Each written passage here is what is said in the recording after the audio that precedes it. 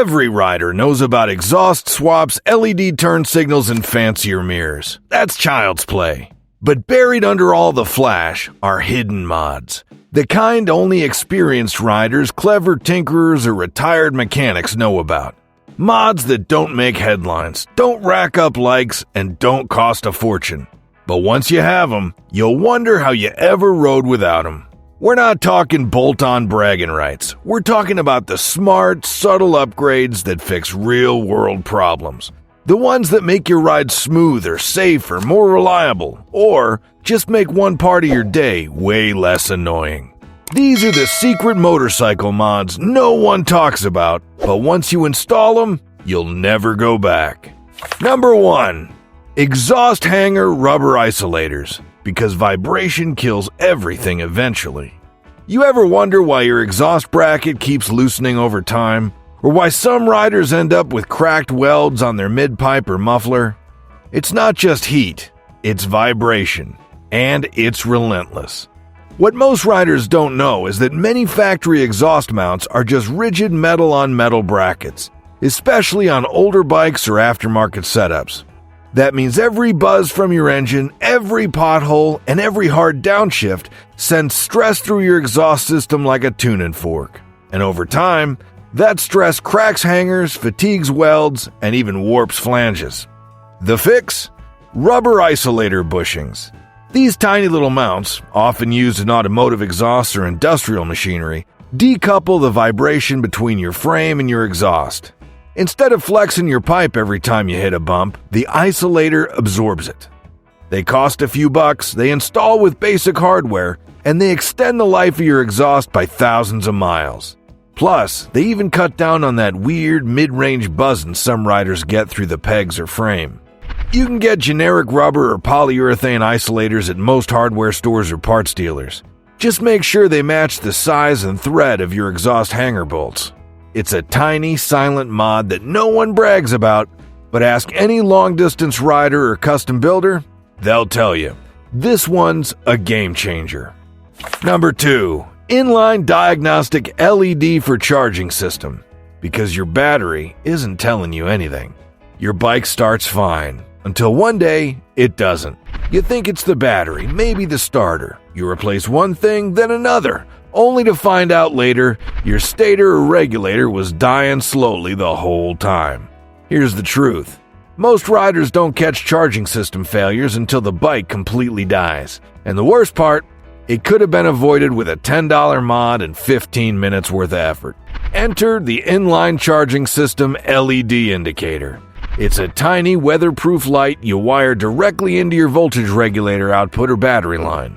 When your system's charging correctly, say above 13.2 volts, it lights up green. Drop below 12.5 volts while riding, it goes dim or red depending on the LED you use.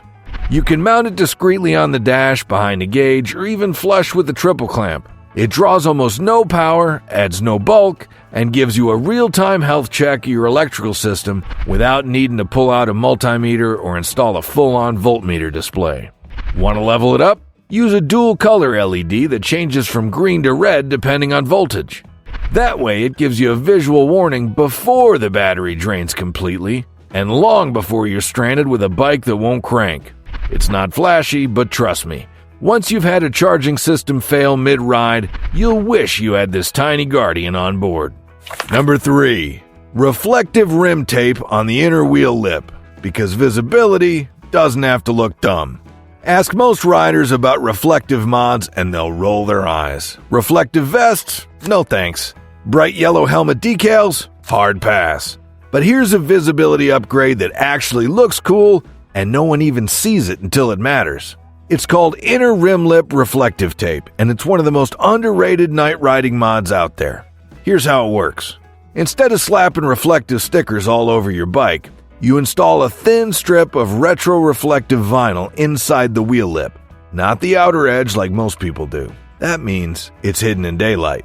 It's totally stealth, but when headlights hit it at night, your wheels light up like spinning halos. It's subtle, effective, and weirdly beautiful in motion. Cars approaching from the side get a clear signal that something is moving fast, and not from a place they'd expect. It creates lateral visibility without making your bike look like a construction vest during the day.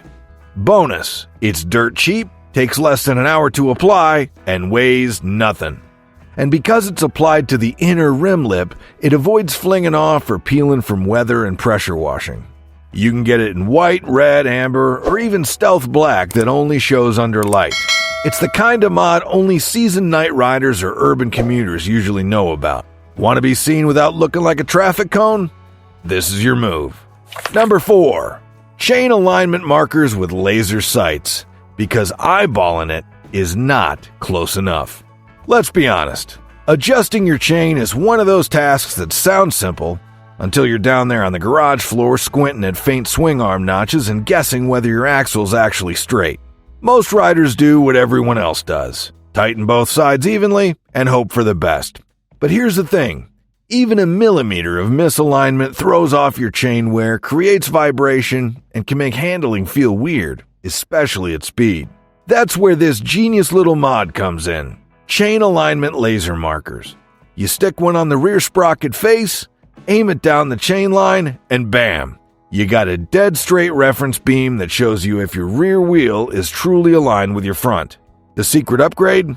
Mount the laser temporarily with a small 3D printed bracket or magnetic base and mark your exact aligned position on the swing arm with tiny punch marks or heat-resistant paint dots.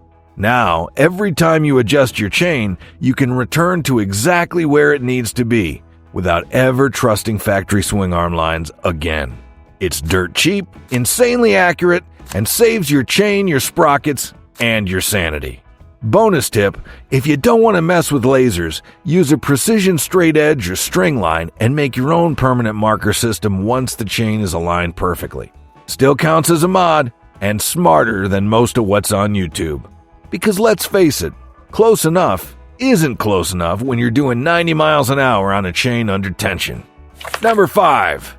Nylon or brass lever pivot bushings, because that sloppy clutch feel isn't normal.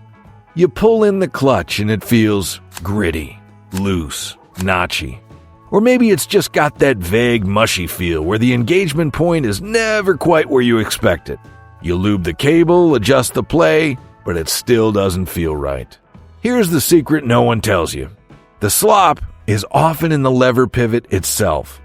Most bikes come with stamped metal levers that pivot on bare bolts, or worse, bolts with worn-out metal sleeves. Over time, that metal-on-metal contact wears unevenly, especially on bikes that live outside or get washed a lot. The result? A wobbly, imprecise feel that makes your clutch, or brake, act like it's guessing what you want. The fix? Install nylon or brass pivot bushings into the lever bore.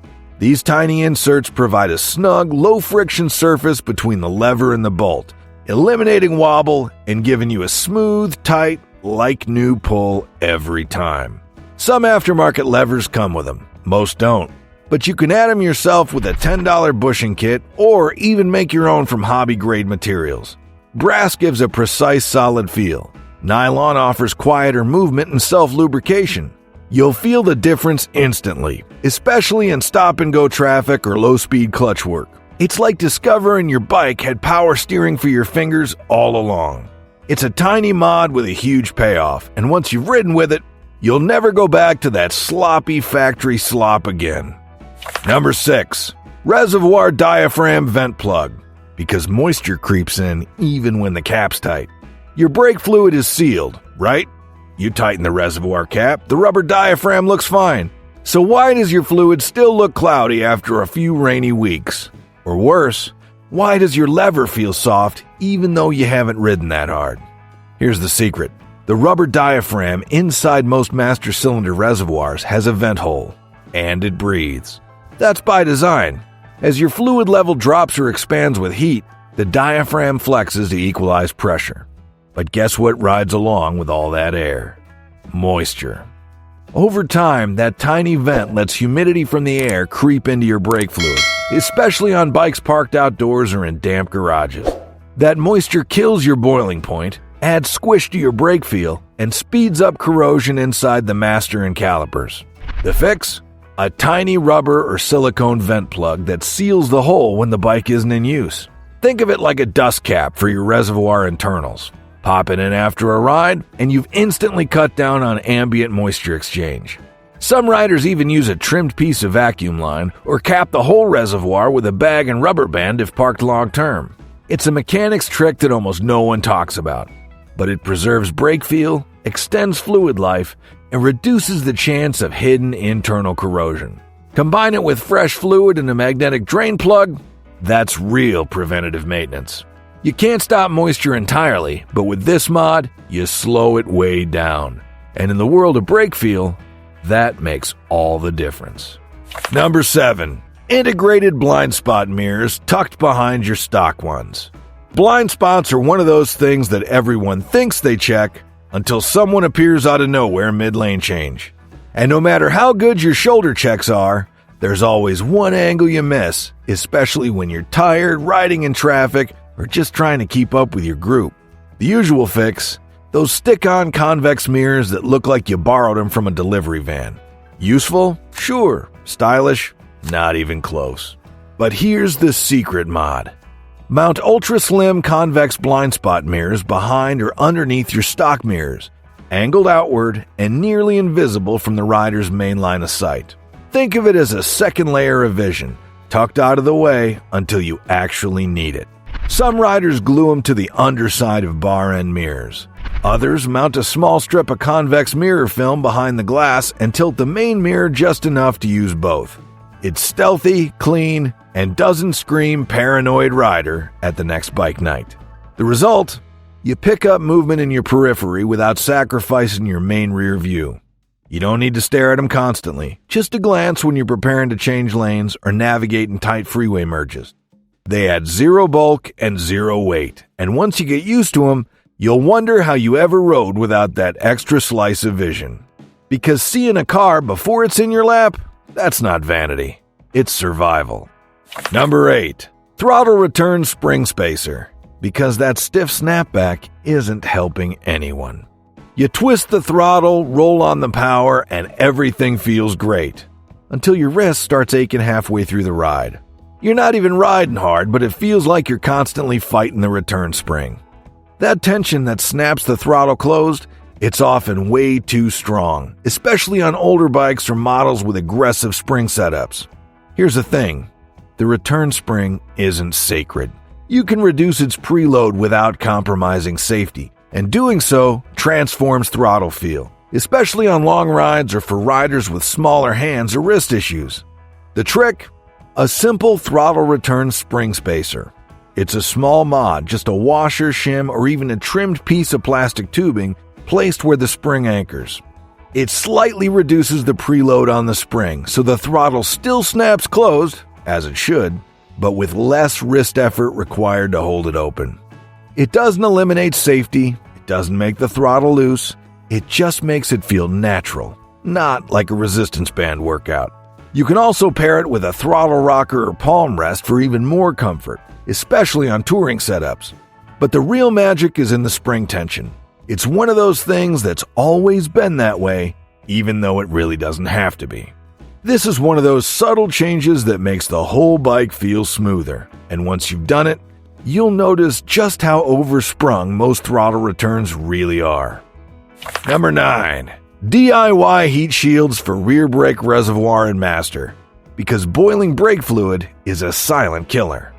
You're carving through twisties, riding hard, maybe doing some spirited downhill braking, and suddenly, your rear brake feels soft, spongy, almost useless.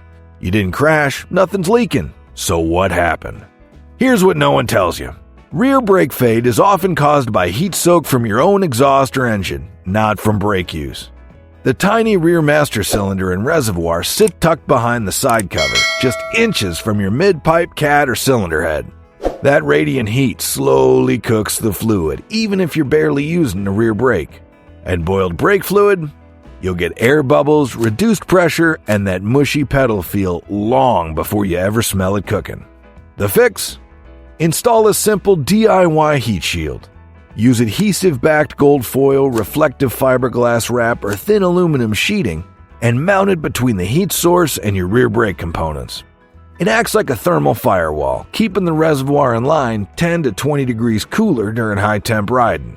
It's cheap, reversible, and weighs almost nothing, but it adds serious reliability, especially for ADV, sport touring, or track riders. You can even wrap your rear brake line in reflective sleeve for extra margin. No one brags about this mod. You won't see it in flashy Instagram reels, but seasoned track guys and desert riders swear by it, because they know that once your rear brake goes soft, you're riding at half your potential. And all it takes to stop it, a few cents of heat wrap placed in the right spot. Number 10. Waterproof toggle switch hidden in the tail section. The DIY anti-theft kill switch that actually works. You lock your bike. Maybe you've got a steering lock, maybe even a disc lock. But deep down you know this. If someone really wants to steal your bike, they probably can.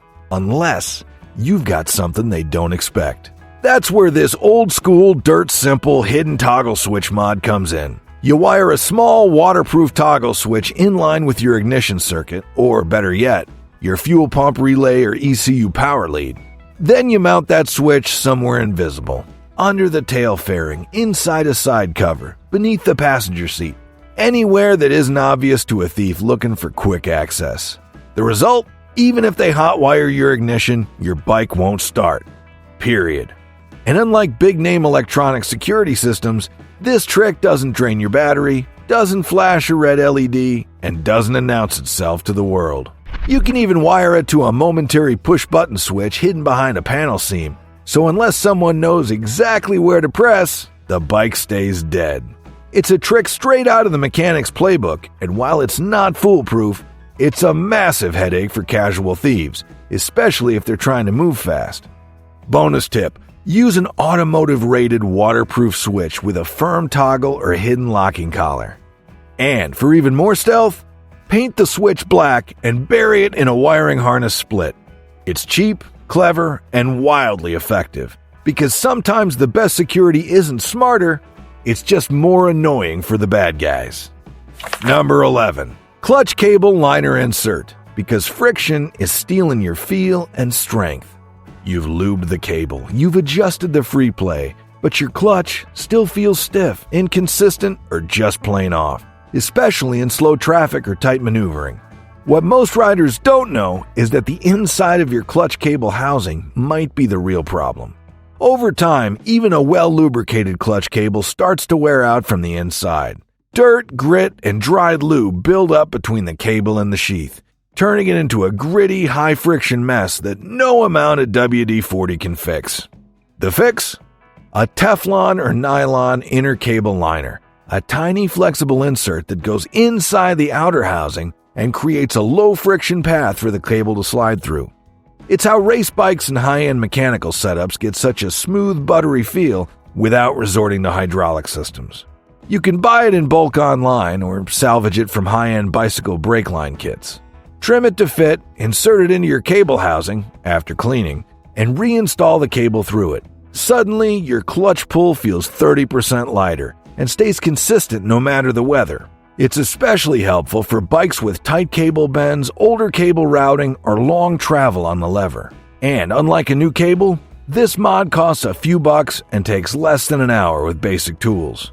It's the kind of trick veteran riders use and never talk about. But once you feel it, you'll realize just how much effort you've been wasting all these years. Half the battle in riding is knowing what actually matters. And it's not just horsepower, it's heat soak, it's vibration, it's fatigue. It's the stuff that wears you down until the ride stops being fun. That's where these secret mods shine. So if even one of these gave you an idea for your own bike, drop a comment and let me know. Or better, share your own favorite invisible mod that nobody talks about. And if you want more under-the-radar upgrades like these, hit that like button and subscribe. Because the stuff no one talks about, that's exactly what we live for around here. Ride smart, ride sharp, and keep the rubber side down.